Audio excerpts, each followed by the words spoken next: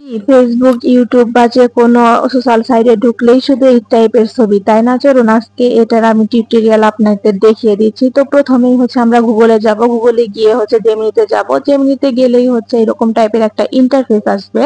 তারপর আপনাদের গ্যালারিতে গিয়ে যে কোনো মন মতো আপনার ছবি আপলোড দিতে হবে এই জেমিনিতে। জেমিনিতে আপলোড দেওয়ার পরে আপনি যে ধরনের ছবি করতে চাচ্ছেন সেরকম একটা টেক্সট লিখে দিতে হবে। তো আমি টেক্সটটা আগেই লিখে কপি করে রেখেছিলাম, যার কারণে সরাসরি পেস্ট করে দিয়েছি।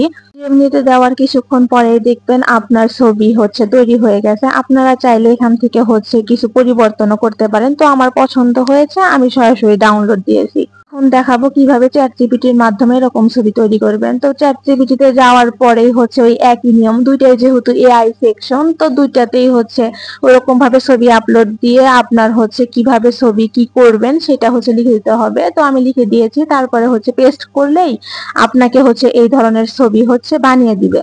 জেমিনি থেকে চ্যাটজিপিটিতে ছবি তৈরি করতে সময় বেশি লাগে। তো দুইটা দুই রকমের, তো দুইটাই খুব সুন্দর। আপনারা চাইলে এভাবে বানিয়ে নিতে পারেন। আপনাদের সুবিধার্থে কি লিখতে হবে ওটা আমি কমেন্ট বক্সে পিন করে দিয়ে দেবনি।